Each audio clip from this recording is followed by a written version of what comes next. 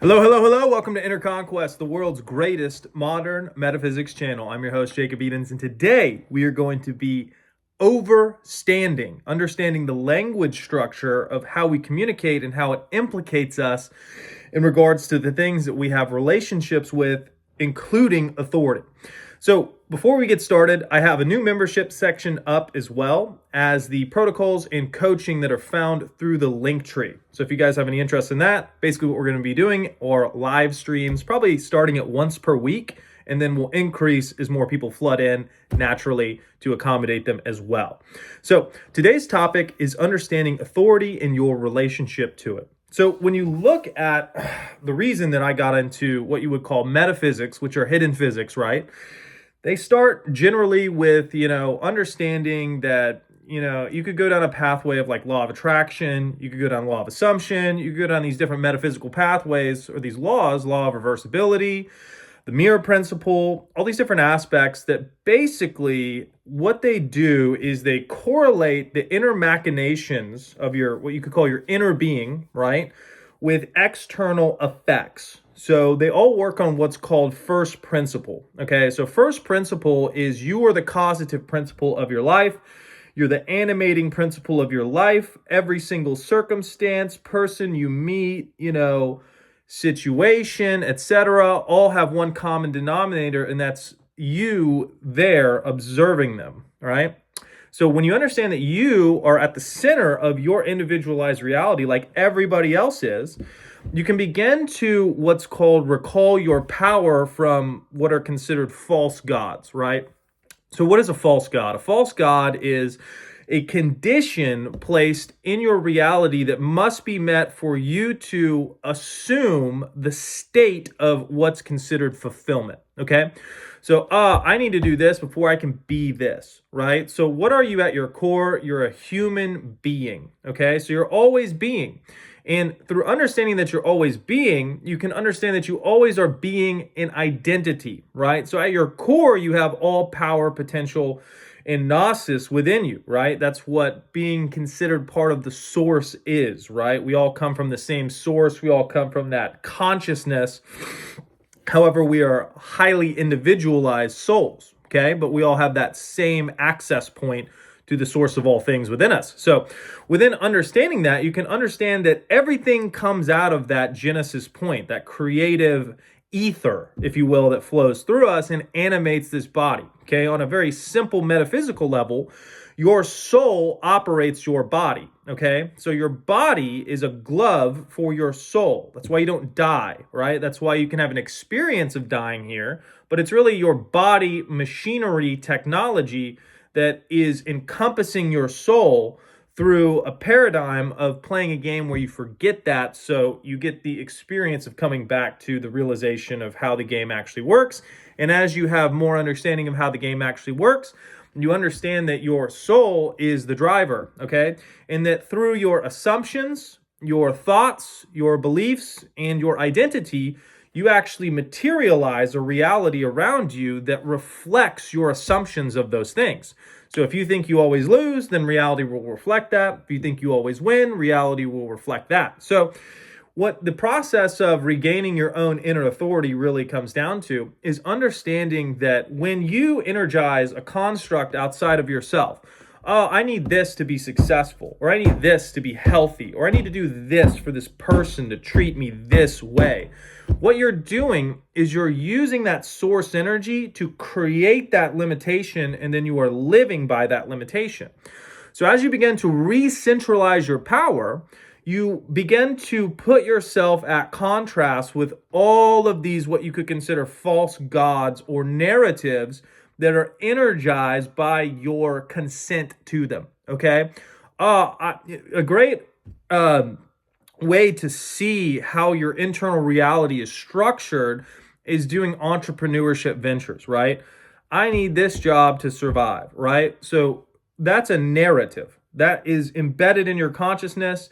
When you remove that safety net and you're like, well, fuck, it's just me, right? Now you have to start operating that first principle as your power source. No, I can do this. No, I can figure this out. Nah, this is easy for me.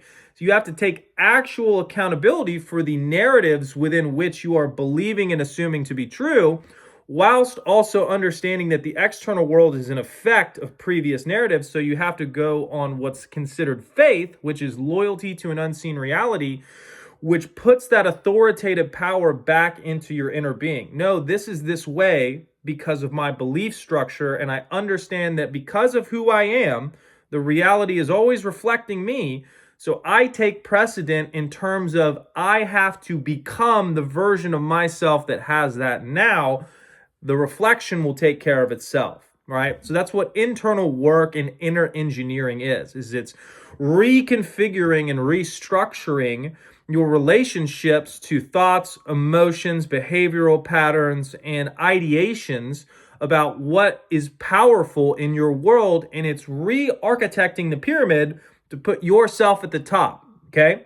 As the conscious soul being, okay? Just like every single other person is. Doesn't mean you're better or have control over another soul, but what it means in your reality is that if your reality is always going to reflect you and mirror your assumptions and take your thought forms and incarnate them into manifestations, then you want to have a tight run ship that is essentially all of the ducks stacked on what you want, right? That's really how you get a life that you want. Life is a game. What do you want in a game? You want to win. So you want to have implicative internal machinations that mirror your ideals in terms of, I want to be wealthy. Okay, well, you now have to detach yourself from all narratives and conditions that tell you you're not wealthy right now, because wealth is an intangible. It's technically a state of consciousness, right? State of abundance, a state of wealth. Same thing goes for health. Same thing goes for great relationships. Same thing goes for ideal body conditions.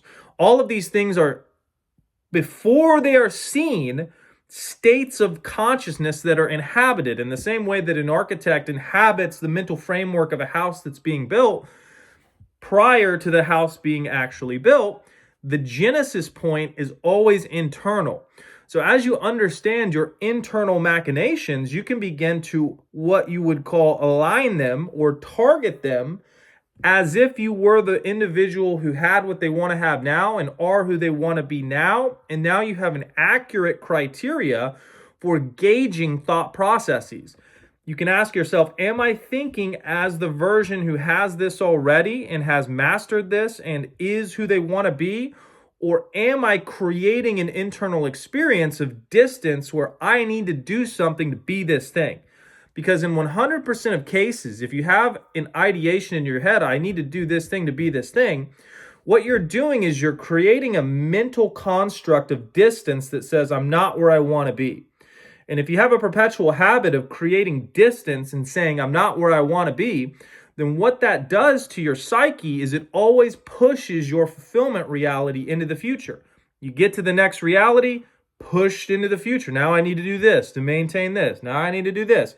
No, you bring it back to central power. I am this now, and you stay stagnant, unwavering in that beingness, and give the reality a clear signal to conform to that. That's what an assumption is. So when you have a law of assumption, your assumptions are hardened into facts. Those are Neville Goddard's words, not mine, right? When I hold an assumption, and I boldly stand in that assumption and I don't break that energetic signal, the reality will begin to conform to me. Because if I do that with a negative thing, I'm sure we've all experienced negative things. Oh, this person's bad. This person hates me. And then you get into a fight with them at some point in time, right? And you're like, see, I knew it. So what if you could take that same orchestrative capability for all of the negative occurrences and manifestations in your life, and you can begin to discipline yourself to target that same assumptive power into win, win, win, win. What do I want? It's like that. What do I want? It's like that. And you begin to architect and build internally a state of consciousness that is so in alignment with your own creative vision for how your life should go that you're engrossed in it to the point to where the external reality naturally conforms and accommodates. What you're doing when you're recalling authority is you're taking that power that you would normally give to your inner nature, that is the nature that's being reflected, to an external property. I want to live here, but I don't have enough money, right? Now, money's above you because now you've created an identity that is a distant version, instead of simply assuming that you are where you want to be with more than enough, right? Every single thought process is just an energetic code, okay? That's why it's important to understand things like understanding and overstanding. When I say, do you understand? It means, are you under my authority? Okay? When I say, do you stand over this? What that means is that you are actually over the authority of whatever is being told to you, right? So this is why language is really important, because the more precise you can get with language, the more you can accurately create your reality, right? If stories believed in are mirrored back to us, if we're able to affirmatively think from the preposition of I am who I want to be, and I have what I want to have, and I have authority over this circumstance, situation, etc., now you can put yourself as the authority over your life with the backing of metaphysical understanding that these universal forces have, since you were born, always been reflecting and mirroring yourself to you, right? So once you understand that no matter what you do for the rest of your existence, you're always going to have that reality mirroring back who you are, because you exist, right? So when you take conscious awareness and then you start to go, well, what if I could direct this internal nature to create the circumstances what I want? That puts you in an extremely sovereign position. It puts you in a position of self-governance. Everything is my fault, but I have authority over everything at the same time, right? Because without me participating in it, it takes two birds to tango. So with that gnosis comes empowerment, and with empowerment comes freedom, and it gives you the ability to overcome any circumstance or situation that is not favorable, because you can understand how you created it through being aware of it and consenting to that narrative, consenting to that emotional state, consenting to that thought when that thought needed you more than you needed it. So I love you guys. Feel free to leave comments below, as well as check out the link tree for all the coaching and membership things as well. And if you have any future videos that you would like made on specific topics, feel free to email me or post them in the comments below. More important than any of that, go conquer, and I'll see you in the next one. Cheers.